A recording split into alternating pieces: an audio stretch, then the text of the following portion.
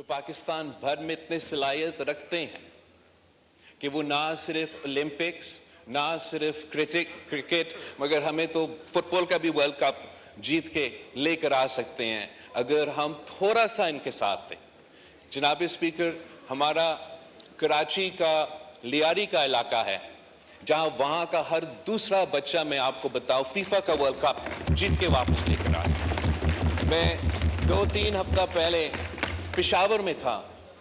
वहां मैं कुछ लड़कियों से मिली जो टीआई खान से ताइक्वांडो करके ब्लैक बेल्ट हासिल करके पाकिस्तान के लिए, इस मुल्क के लिए वो मेडल्स लेकर आ रहे हैं।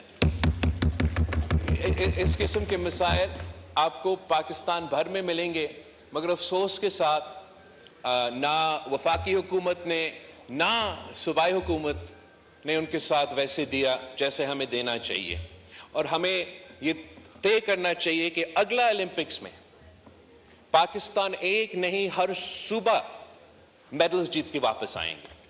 और मैं वफाक का जो स्पोर्ट्स मिनिस्टर है उससे भी रिक्वेस्ट करूंगा कि वो तमाम सूबे के जो स्पोर्ट्स मिनिस्टर्स हैं उनके साथ बैठ के हर सूबा का एक एंडाउमेंट फंड इस्टेब्लिश किया जाए और उस एंडाउमेंट फंड में वफाक और सूबाई हुकूमत की तरफ से हम कुछ फंड्स रखें ताकि हम ना सिर्फ हमारे वो बच्चे को तलाश कर सकते हैं, इनका ट्रेनिंग कर सकते हैं, इनको सपोर्ट कर सकते हैं और इंशाअल्लाह ताला अगला ओलंपिक्स में एक नहीं चारों सूबों से हम अरशद नदीम पैदा करके वापस लेकर आएंगे।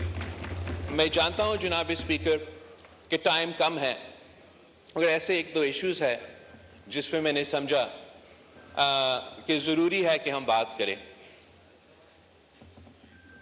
पाकिस्तान में जितना अपॉर्चुनिटी है, जितना हमारे नौजवानों में टैलेंट है, हमारा लेबरर्स ने जितना स्किल्स है, जिस तरीके से इन्होंने मिडल ईस्ट को एक रेगिस्तान से बड़े बड़े शहरों में तब्दील कर दिए हैं, जैसे पाकिस्तान में हर रिसोर्स मुमकिन है।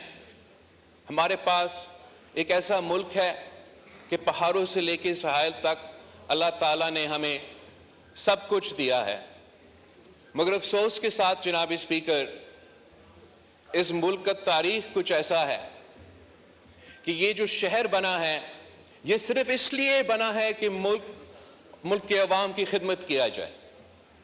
इस शहर का ना कोई तारीख है, इसके अलावा ना कोई वजह था, ना कोई बुनियाद है। ये बना इसलिए कि हमने इस मुल्क का कैपिटल बनाना था और यहां बैठ के हमने इस मुल्क के अवाम के मसाइल हल करने थे। ये बड़े बड़े इदारे, ये बड़े बड़े इमारतें that house the biggest institutions in this country, इस शहर में जो सबसे ताकतवर है, चाहे वो हमारा ब्यूरोक्रेसी का एक पूरा का पूरा बटालियन मौजूद है, सारे मुल्क के सियासतदान हैं, बाकी जो ताकतवर लोग हैं सब इसी शहर में हैं। मगर अफसोस के साथ कि जब से ये शहर बना, जब से इस मुल्क में हम नस्लों से सियासत करते आ रहे हैं, हम जिस काम के लिए हम इधर आते हैं वो हम पूरा नहीं करते। हम यहां पहुंच के साजिशें शुरू कर देते हैं, एक दूसरे के खिलाफ लड़ना को तरजीह देते हैं। कभी एक तिहाई में सियासतदानों की लड़ाई के नतीजे में नुकसान होता है, किसी दूसरा तिहाई में जनरलों की एडवेंचरिज्म की वजह से कोई कू हो जाता है और हम सब का नुकसान हो जाता है।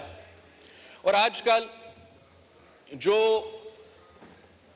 मुल्क में नफरत की सियासत अरूज पर है, जिस किस्म की तकसीम हमारा सियासत में आज मौजूद है, शायद हमारा तारीख में ऐसे हमने कभी नहीं देखा। और इसी तकसीम और इसी नफरत की सियासत की वजह से पाकिस्तान की अवाम जो इस वक्त मुआशी बहरान से गुजर रहे हैं, महंगाई, बेरोजगारी, गुर्बत से तंग है, हम नहीं सही तरीके उनका मदद कर सकते हैं। जिस तरीके से मुल्क के चारों कोने में लॉ एंड ऑर्डर की सूरत हाल मुश्किल होता जा रहा है, हम वो मिनिमम बैक कंसेंसस इस हाउस में पैदा भी नहीं कर सकते हैं कि अगर हमने अपने मुल्क का तहफ़्फ़ुज़ करना है, दहशत गर्दों का मुकाबला करना है, अपने अवाम को अमन दिलवाना है, तो क्या करना चाहिए। हम दिन रात अगर आप टीवी को खोले तो हम एक दूसरे को गालियां दे रहे हैं, बुरा भला कह रहे हैं, या हम चोर है या वो चोर है, या हम गद्दार थे या वो गद्दार है। और हमें कहीं न कहीं कोई तरीका निकालना पड़ेगा कि हम अपना लड़ाइयाँ लड़ते रहें, मगर सियासत के दायरे में रह के। और जब एक तरफ सियासत है, वहाँ हमारा जिम्मेदारी है कि हम मिल के जो मुश्किलात को हम इस वक्त का मुकाबला कर रहे हैं, हम उनको एक हल निकालें। मैं एक एग्जाम्पल साइट करना चाहूँगा जनाब स्पीकर, कि हर पाकिस्तानी के लिए ख़ास तर जो पाकिस्तान के सियासी कारकुन हैं, वो जो बांग्लादेश का हालात है वो बड़े गौर से देख रहे हैं। अब देखें, जो एहतजाज वहां शुरू हुआ वो उनका फौज में जो शहीद हुए थे उनके कोटा के ऊपर। एहतजाज फौज में उनके जो जंग था उसमें उनके शहीदों के कोटा के ऊपर कि ये ना हो। उस कोटा को 2018 में शेख हसीना वाजिद ने खत्म की थी खुद, और उनकी अदालत ने बहाल कर दी।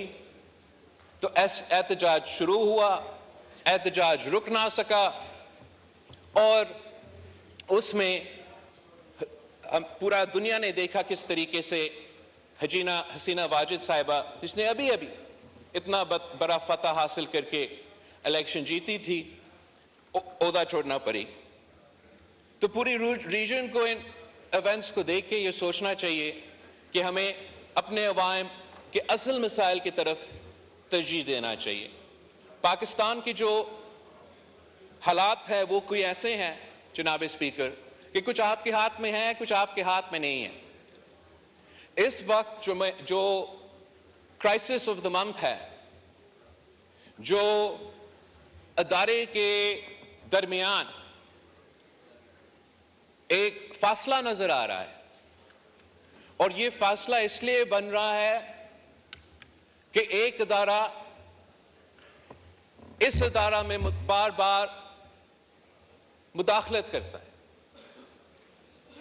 हमने अपना जुडिशरी का तारीख तो पूरा मुल्क के सामने है,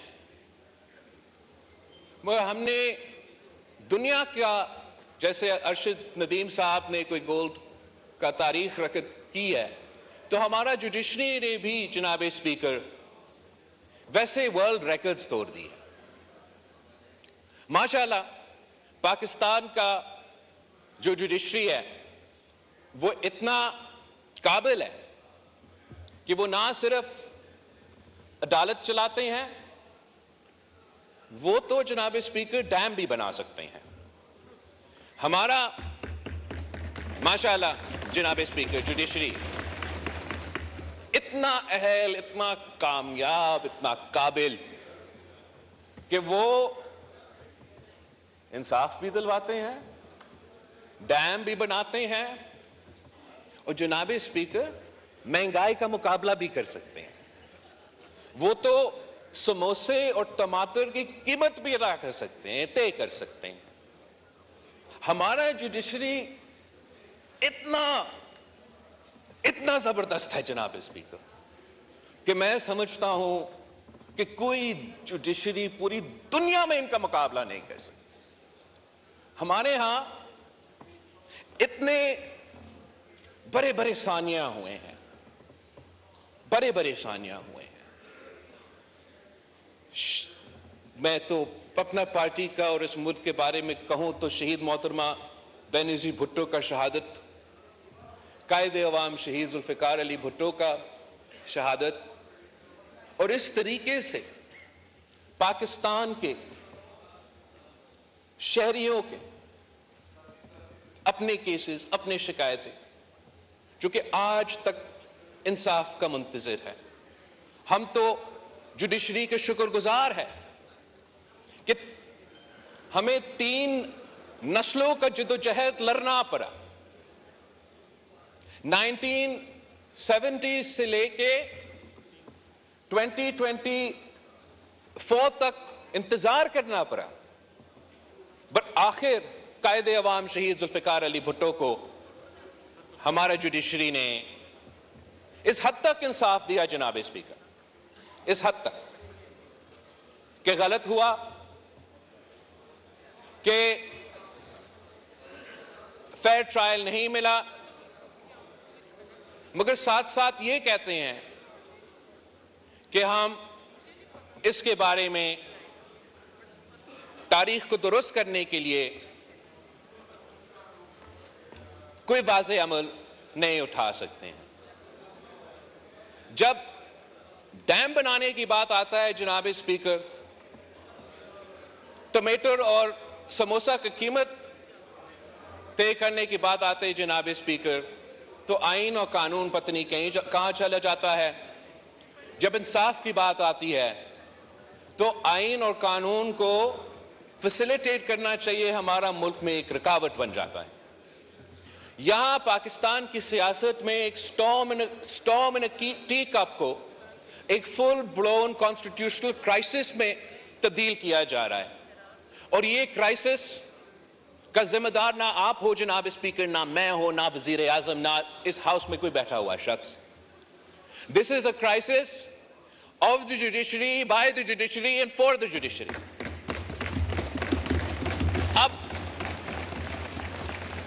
अब कायदे इस बेख्तलाफ से पूछे, क्या मैंने आपका बल्ला चीना था? क्या मैंने आपको कहा कि आपके इलेक्शंस गलत है और इसके नतीजे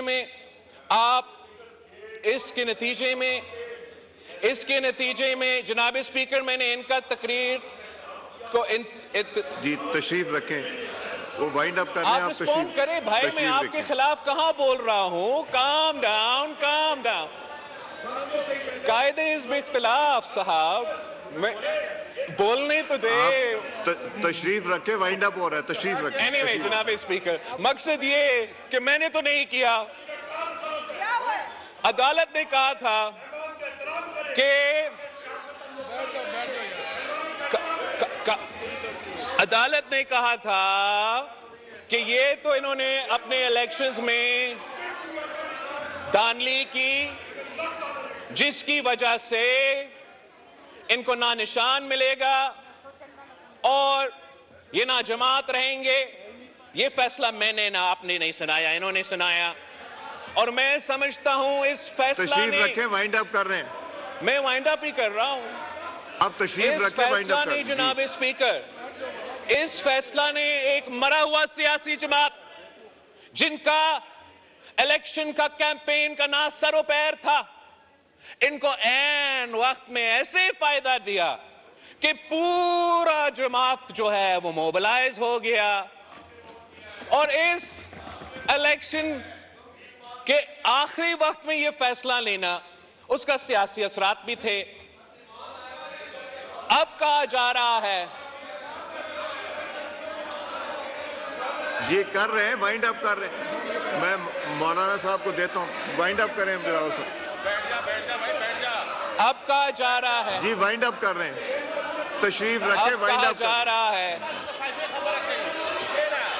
अब कहा जा रहा है जनाब स्पीकर कि इनको, अब कहा जा रहा है जनाब स्पीकर, अब कहा जा रहा है जनाब स्पीकर कि असल में हमने ये कहा ही नहीं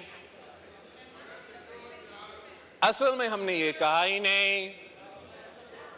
असल में ये है कि जो इन्होंने मांगा भी नहीं, जो आईन और कानून में गुंजाइश भी नहीं, हम ऐसी सियासी फैसला देते हैं जिससे इनको बस आप ऐसे दे दे ये सीटें जैसे ये टॉफी है और ऐसे आप बांटे।